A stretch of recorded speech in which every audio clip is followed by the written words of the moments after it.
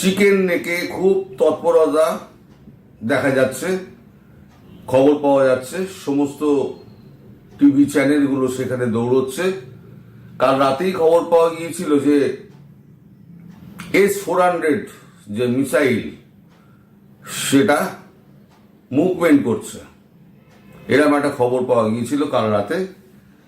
তো সকালবেলা সে নিয়ে আমি কোনো খবর টবর করিনি। এখন হঠাৎ যেটা খবর পাওয়া যাচ্ছে, চিকেন নেকে হঠাৎ খুব তৎপরতা, ভারতীয় সৈন্য তৎপরতা শুরু হয়ে গেছে।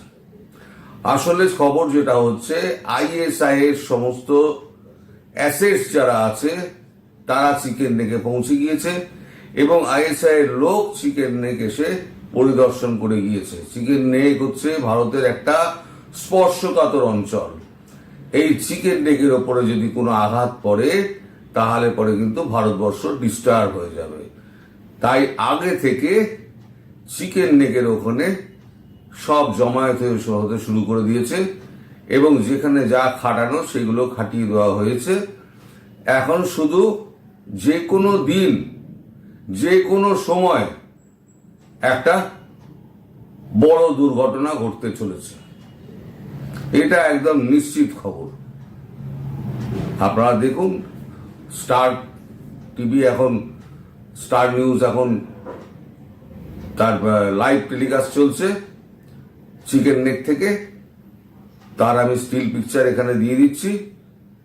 এখন সমস্ত চ্যানেল যেগুলো আছে সেগুলো সমস্ত চিকেন নেকের দিকে দৌড়চ্ছে, এই খবরটা এখন পাওয়া গেছে। ফলে আগামী কয়েকদিনের মধ্যে হয়তো বড় সড়ো একটা কিছু হতে পারে, এরকম একটা আশা করা যাচ্ছে। কিন্তু এরকম অবস্থা হলো কেন? পায়ে পা লাগিয়ে ঝগড়া করার যে টেন্ডেন্সিটা বাংলাদেশের মধ্যে দেখা গিয়েছে, একটা চরম শিক্ষা যা বাংলাদেশ না পেলে বাংলাদেশ শোধরাবে না।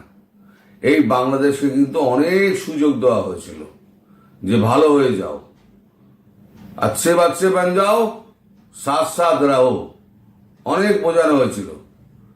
খাদ্য দিয়ে, নানান রকম ভিসাপত্র দিয়ে সমস্ত কিছু করে দেখা গেল যে কুত্তার লেজ কখনো সিধে হবে না।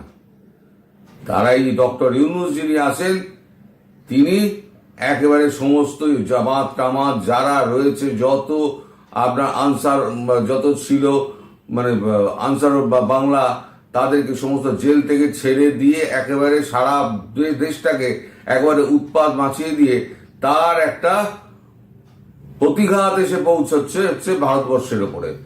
ভারতবর্ষ সেটা কখনোই মেনে নেবে না। ঠাড়ে ঠোরে অনেক বোঝানো হয়েছে, স্ট্রেট মেসেজও দেওয়া হয়েছে।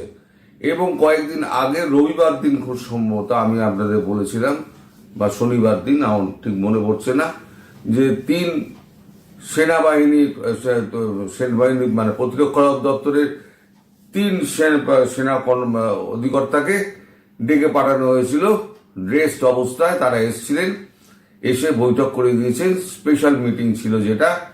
অনেকে বলছেন মণিপুর বলে অনেকে চালানোর চেষ্টা করছেন, অনেকে হয়তো মানে আমাকে হয়তো উপেক্ষাও করার চেষ্টা করেছেন। কিন্তু যদি মণিপুরই হয় তাহলে সেখানে নৌবাহিনী কি করবে আর সেখানে বায়ুসেনা কি করবে? সুতরাং এই সমস্ত উল্টো পাল্টা লোককে বুঝিয়ে বাংলাদেশের মানুষ, সরল মানুষ, তারা কিন্তু খুব ঝটপট তারা বুঝে যায়, কিন্তু তা আবার ঝটপট আবার তারা মোহভঙ্গ হয়ে যায়। ফলে একটা মানুষকে একদিন, দুটো মানুষকে দুদিন, কিন্তু সব মানুষকে চিরদিনের জন্য আপনারা এই যে বাংলাদেশি মিডিয়া যারা আছে তারা কিন্তু মানুষকে কিন্তু ভুল বোঝাতে পারবেন না, বেশি দিন ভুল বোঝাতে পারবেন না। আপনারা অনেক রকম ভুল বোঝানোর চেষ্টা করেছিলেন, অনেক রকম বাজে রটনা ভারতের নামে করেছেন।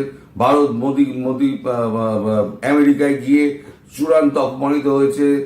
ভারত ফ্রান্সে গিয়ে ম্যাক্রন তাকে উপযুক্ত সম্মান দেয়নি।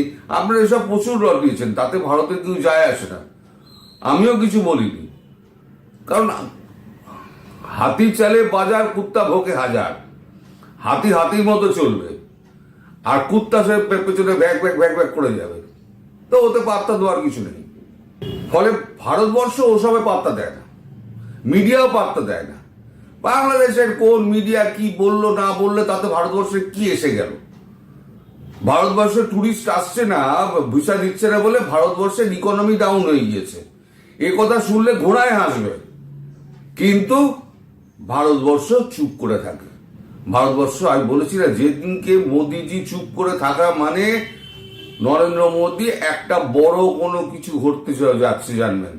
সেই নরেন্দ্র মোদী যখন এখনো মুখ খোলেননি, আর তিনি যখন আমেরিকা থেকে ঘুরে এসছেন, এসে তিনি যখন পরিষ্কার বলে দিয়েছেন সেনাবাহিনীকে কি করতে হবে না করতে হবে, কারণ ট্রাম্প জানিয়ে দিয়েছেন বাংলাদেশের ব্যাপারটা আমি নরেন্দ্র মোদীর হাতে প্রাইম মিনিস্টার ছেড়ে দিলাম। সুতরাং ওখান থেকে যখন গ্রিন সিগন্যাল পাওয়া গিয়েছে, এইবার নরেন্দ্র মোদীর খেলা দেখবেন শুধু, এখন শুধু ওয়েট অ্যান্ড সি।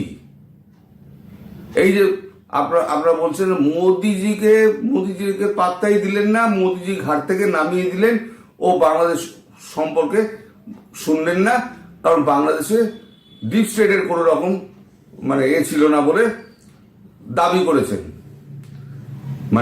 ট্রাম্প বলেছেন যে বাংলাদেশে ডিপ স্টেট বলে কিছু ছিল না, রেজিম চেঞ্জের কোনো ব্যাপার ছিল না, ট্রাম্প বলেছেন। আচ্ছা, এই ভিডিওটা দেখুন।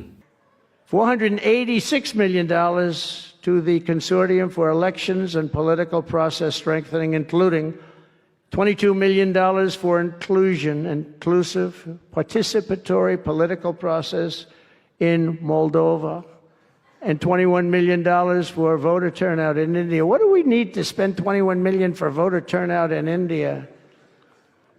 Wow, $21 million. I guess they were trying to get somebody else elected. Wow, we ought to tell the Indian government, because when we hear that Russia spent about $2 in our country, it was a big deal, right?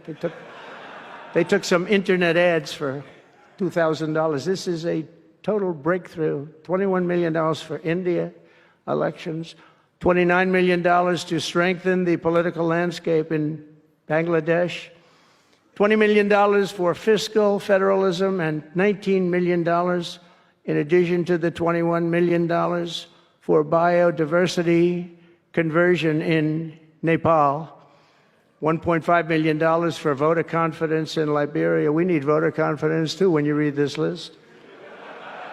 $14 million for social cohesion in Mali, $2.5 million for inclusive democracies in South Africa, $47 million for improving learning outcomes in Asia. Asia's doing very well. We don't need to give them money. এখানে Donald Trump কি বলছেন? $29 billion ইউএসএইডের নামে খরচা করা হয়েছে বাংলাদেশের ওপরে, $21 billion ভারতের ওপরে। তার মানে ভারত, আমেরিকা ইউএসএ এইডের টাকায় ভারতেও রেজিম চেঞ্জের চেষ্টা করা হয়েছিল, আমি যেটা আগে বলেছিলাম, কিন্তু ভারতের 140 কোটি জনগণকে সামলাতে পারেনি, যার জন্য রেজিম চেঞ্জটা হয়নি।